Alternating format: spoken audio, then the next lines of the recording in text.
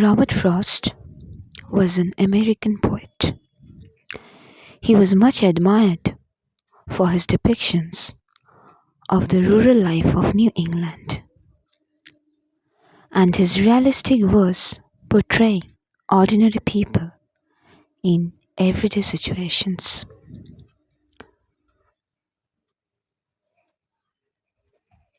Robert Frost's greatest poems are Stopping by Woods on a Snowy Evening, The Road Not Taken, Christmas Trees, and Trees at My Window.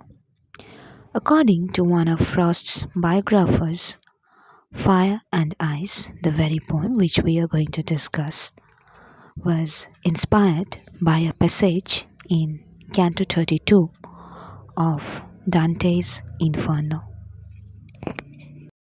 Now look at the poem. Some say the world will end in fire, some say in ice.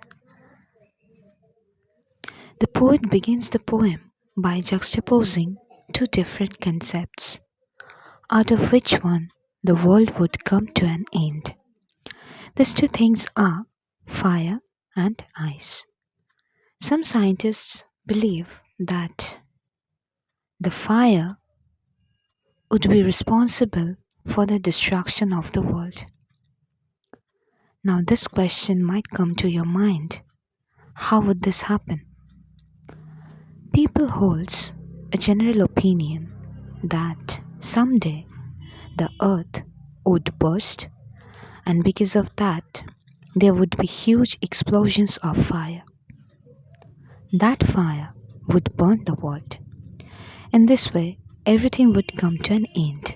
Everything would be destroyed.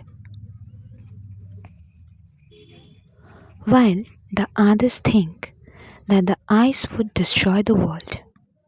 In simple words, ice probably refers to the melting of glaciers and the rising of sea level in which everything will sink.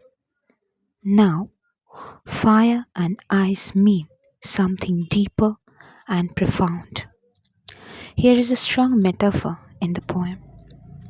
Both fire and ice are self-destructing human emotions. Fire stands for the emotion of desire, whereas ice stands for hatred. These strong emotions are capable of bringing human beings on the verge of destruction. Fire represents the burning desire of a heart to get more out of life. At the same time, it is very hard to suppress the deepest desire hidden in our heart. Ice represents human hatred. Often people are referred as cold-hearted. So why do we say so? Because we find them so detached and indifferent to our feelings that we begin to judge them. And they, for some reason, lack the kindness and sympathy toward others.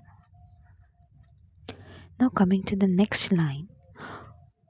From what I have tasted of desire, I hold with those who favor fire. The poet now says that he has tasted desire, which means that he is familiar with the passions and desires of love. So he supports those who are in favor of fire. Talking about desire, desire is the strong feeling of wanting for something to happen. If we look back to Genesis, we might find that it was the strong desire which led Adam and Eve to eat the fruit of the forbidden tree.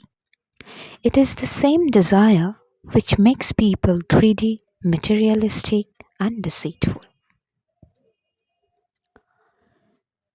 That desire makes people power hungry, then leads them to the deadliest of wars, as the poem was composed after the two horrible world wars. Thus, the poet says that the fire of desire costs so much, it can destroy the world. Now, coming to the final lines of the poem. But if it had to perish twice, I think I know enough of hate to say that for destruction, ice is also great and would suffice. If you notice, then you would find that the line begins with a conjunction but, and this use of the conjunction changes the notion of the poem. The poet says that if the world were to destroy twice, then I'd then ice would have also destroyed it.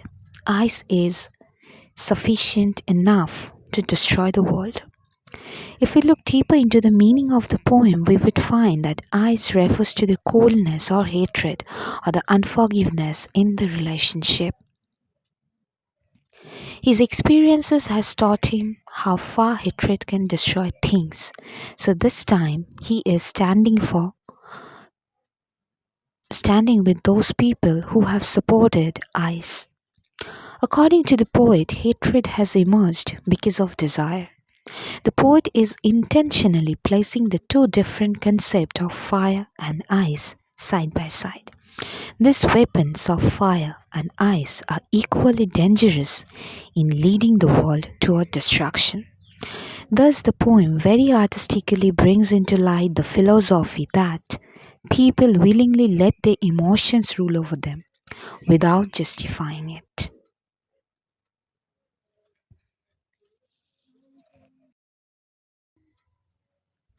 Perish means destroy.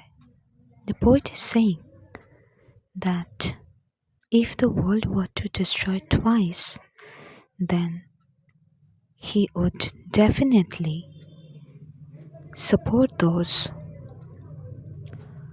who were in favor of ice. The second destruction would be definitely of ice. I think I know enough of hate to say that for destruction, ice is also great. The poet has experienced so much in his life. He has experienced enough of hatred, and so he knew that hatred can destroy the world. Ice is also great and will suffice. So, ice is something which would be great and is sufficient enough on and destroy the world.